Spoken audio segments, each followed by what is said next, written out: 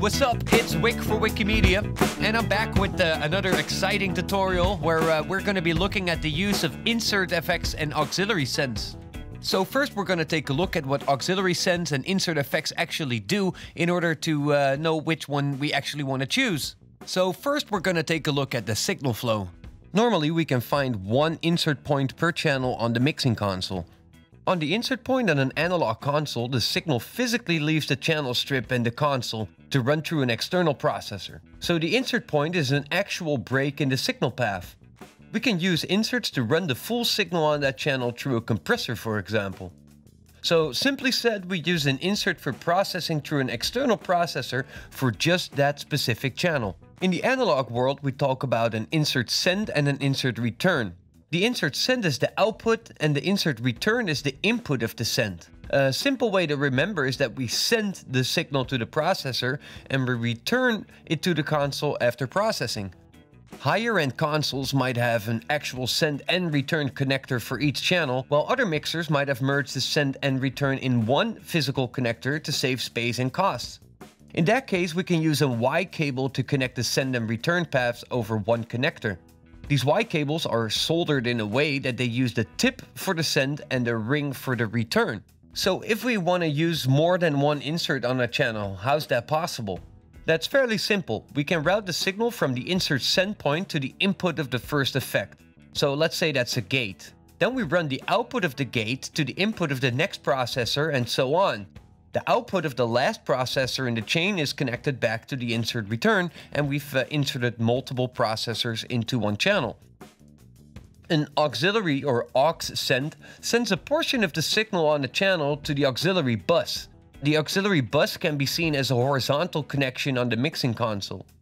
So we can send a portion of each of the channels that we want to send to this auxiliary.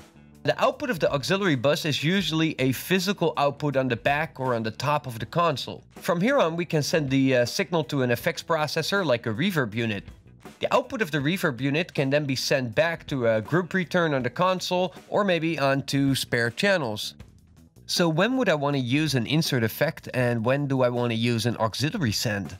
So when there's channel-specific processing like compression, gating, equalizing, or maybe chorus effects that we want to affect on our whole sound, then we want to use an insert effect because that will affect the whole sound on a specific channel.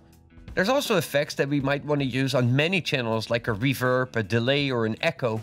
In that case, we can use an auxiliary send so we can send a portion of the signal to that reverb unit. We keep having the original signal unchanged in the mix and we add in the effect on a different channel.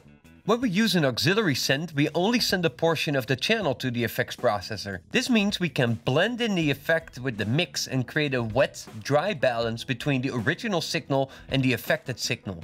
Dry is what we call the unaffected signal and wet is what we call the affected signal. Some typical insert effects are gates, equalizers, compressors, and dynamic shapers like envelope shapers, and sometimes also chorus, flanger, phaser type of effects. In many situations, you want these to affect just one channel on our mix, so that's why these are typical insert effects. Typical auxiliary send effects would be reverb and delay units, and this goes all the way back to the days of analog, because you normally didn't have many of these reverb units in the studio, so you couldn't really insert them on all of the channels even if you wanted to, because you simply didn't have that much reverb units laying around. So a more economical approach to having reverb available on multiple tracks would be the use of auxiliary sends. And this still goes for software mixers today, just because reverb units tend to take a lot of CPU or DSP power from your computer, so it's still a wise plan to use auxiliary sends for reverbs in software rather than inserting them on all of your individual channels. Using this much outboard gear means there's a lot of cabling and a lot of climbing behind your desk. That's why we tend to use a patch bay when we have so much gear. Here we can have all the inputs and outputs of our studio equipment hardwired to the back of the patch bay. And we can simply connect all these in and outputs from the front panel of the patch bay. So that way we don't have to constantly climb behind the desk to connect in and outputs.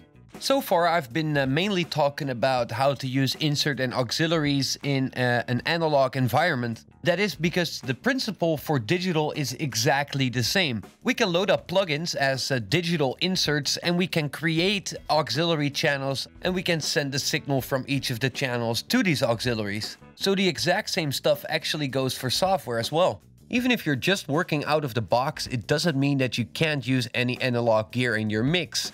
I'm gonna take a look at some hybrid mixing setups in one of the next tutorials coming up. And I think that's gonna be an interesting topic, so I hope you guys look forward to that as well. As always, this was Wick for WickieMedia. I hope you've learned something today, and I hope to see you soon. Peace!